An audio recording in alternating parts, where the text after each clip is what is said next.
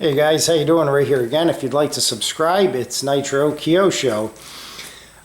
Remember to follow me on Facebook, also Nitro Kyosho, all one word, brings you to the community page.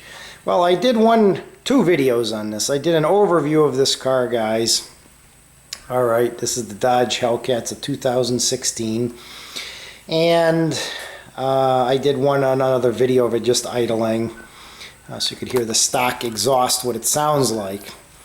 And I just wanted to show you a little bit of a closer look at the car, talk a little bit more about it, and try not to rehash too much. So we got the hood open here, show you the big massive supercharged 707 horsepower SRT Hemi. Okay, got the classic orange Hemi in there, if this camera's picking it up, if the color's making it look orange like it should. The hood on this car, guys, is aluminum to make it a little bit lighter, and probably to dispense the heat a little better. You've got the vents here, and you've got the from the hood scoop on the top there, and then another vent there. The whole purpose of all that is just cooling, guys. Okay, just to cool this big beast down. Along with the front here, the grill is all for cooling there, and down there is just all to let air come into this car. You've got the air grabber there that goes right into the air box. Okay, but all in all, a pretty clean look, you know, for a modern day car under the hood here. Now a couple of crazy features about this car.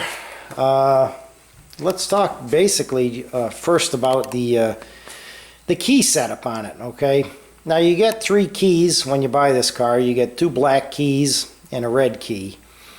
The red key opens the car up to the 707 horse.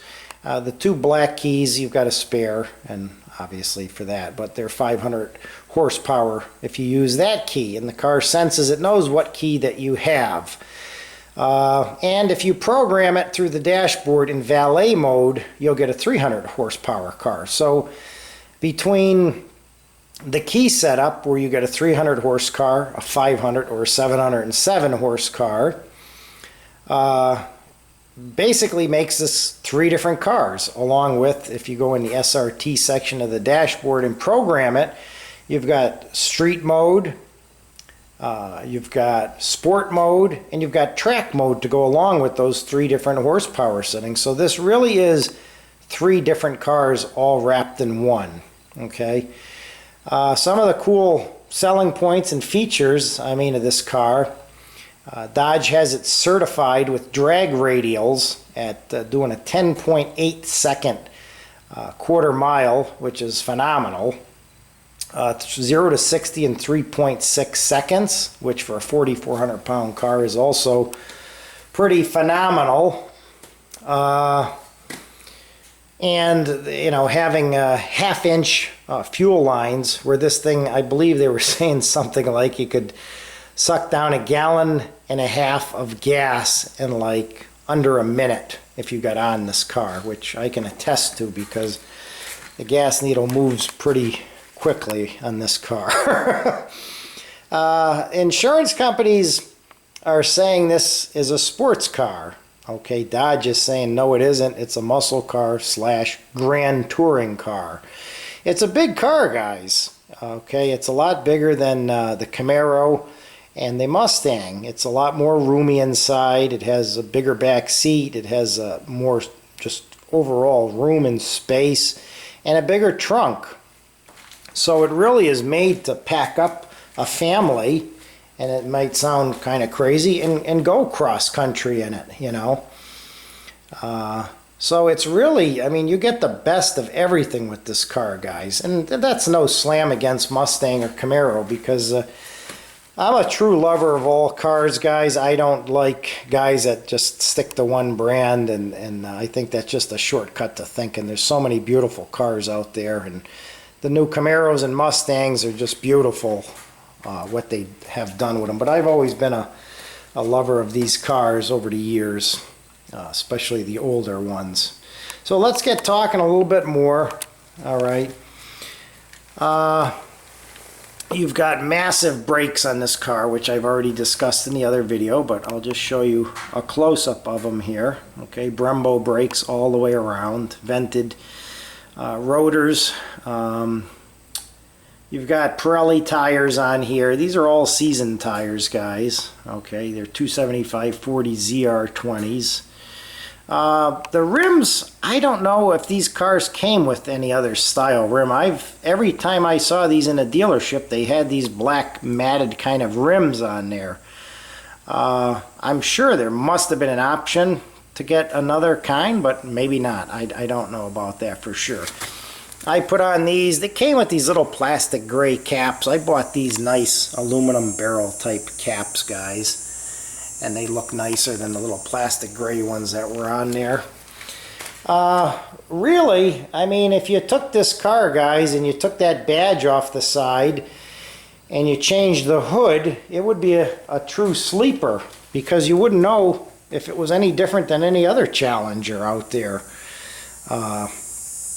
you know, without having looked, you know, under the hood and everything. Let's go around back here. There's the fuel door. Okay. And you've got, on this car, has the moonroof / sunroof. It actually is a moonroof that retracts all the way in. And you can also use it in a dual function as a sunroof, where it'll actually just tilt up, guys. Okay. Let's look inside here. All right. Very nice interior on this car, all leather, very nice thick steering wheel. You've got all your controls on the front of the steering wheel, and also you have some on the back. I don't know if we can, yeah, you can see that they're on both sides. Very nice big air conditioned ports there. We've got for heated mirrors, heat for the windows there. Obviously we're not going to be driving it in the winter, so it doesn't matter. Huge dashboard, really just travels way back. And when you're sitting in here and you're trying to reach over, guys, you can't even come close to touching that window. I mean, it's such a big, roomy car. Now I've got these seat covers. These are Dodge seat covers. I put over the nice leather seats to keep them protected. You've got a headrest cover. You get them at about 24, 25 bucks, maybe 30 bucks at AutoZone. These have to, there's the seat underneath. The seat's all perforated, guys. You've got heated and vented seats. You can get air conditioning going through there to cool you. But these are just partial covers. They're nice covers, actually. I just got to strap them all on. You've got your power buttons down there. We'll see if we can get some shots of the back here. The back seat is really big. You can fit 3 people back there. I'd say 2 adults comfortably and 1 child. Okay, we got the 18 speaker setup on this. Okay. And obviously a manual gearbox there. Got the big display. You've got drink storage there on the other door, and then on the side panel of the other side there. You've got the pedals look nice on this car. Beautiful job on the interior. Really beautiful job, guys. Got that kind of fake carbon fiber look, if you can see there. Okay. Let's go around back here. Trunk is big. As you can see, there's a pretty big car cover in there, taking up room in the back. But let's pull this up. Got 2 subwoofers back here, Harman Kardon. There's no spare with this car. You've got a kit there with the green slime and a miniature compressor to fill your tire with the stuff to stop it from leaking, and then fill it back up with air. Got your battery back here, guys. But a very, very big trunk. Okay, you can see You can put a lot of stuff, a suitcase, and you can put a lot of groceries back here. Big, massive opening on the mouth of it. Okay. Very nicely done. Backup camera, everything. Let's try to get underneath the car, guys, a little bit, if we can, not make you dizzy. Now the exhaust on this is 5.5 inch, massive exhaust. Okay, it's got the electronic suspension and everything, so like I said, you can dial this down into 3 different cars. You've got the meatballs, almost like a heat sink there in the rear end. It has the, if you can, I don't know if we can see them here, but I'll try to zoom in there, guys. You can see the electronic cutouts for the exhaust right there. Opens the exhaust up, makes it loud and sounds evil. Okay. Very nice handling car, guys. Overall. I mostly keep it in the street mode.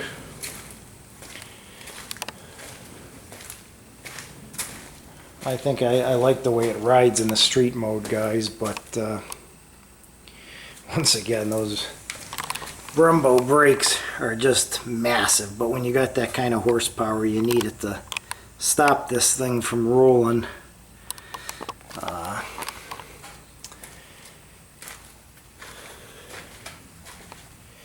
And a quick little tip, anyone who's got a 2015 Challenger, whether it be a 6-cylinder or any of the other versions, anything 2015 and up, you can actually buy the top part and the, I don't know if we can see it there, you might be able to a little.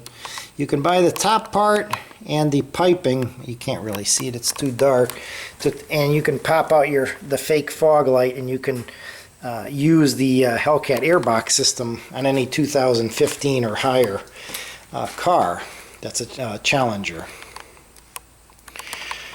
So like I said, 1/2 inch fuel line, which is massive. You've got the big Brembo brakes, 5.5 inch exhaust system. You've got the electronic cutouts, a beautiful all leather interior. Okay, and like I said, a lot of people don't know this hood is actually aluminum. I thought it might have been carbon fiber at one point to lighten up the car a little, but it would have been, I think if they had put a few maybe carbon panels or something on this car, they could have lightened it up even a little bit more, but with that much horsepower, you can't tell. It moves. Okay.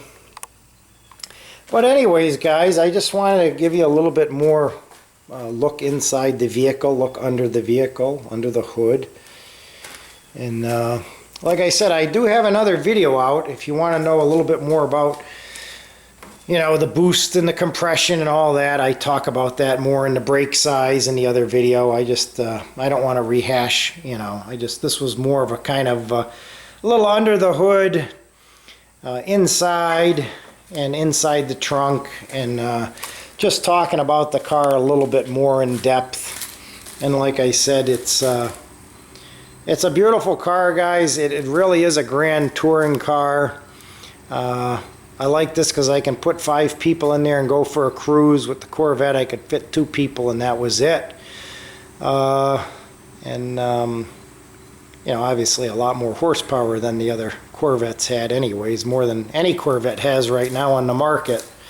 I believe the Z06s are at around 640, something like that, 638, maybe 650. The other thing about this car, guys, I'm going to talk about quick, is that Dodge kind of told a little fib, just like they did back in 1971 with the Hemis. They said those Hemi cars had 425 horse, and when the guys took them to the track, they found out with open headers and some cold Sunoco gas in there that they were getting 475 and 500 horsepower. Well, this car, guys, is underrated too, which a lot of people don't know. The enthusiasts do know by now.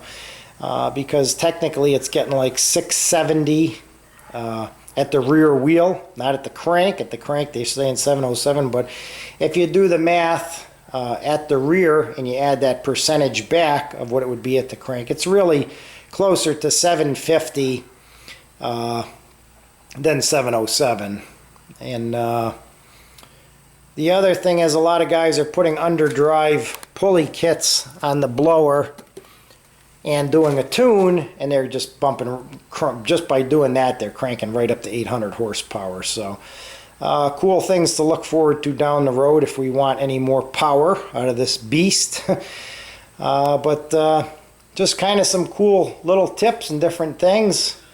And hope you guys liked this video. I hope that I showed you enough of the car and talked about it enough to give you some more insight about how it really is 3 different cars. So thanks for watching the video, guys, and always appreciate it.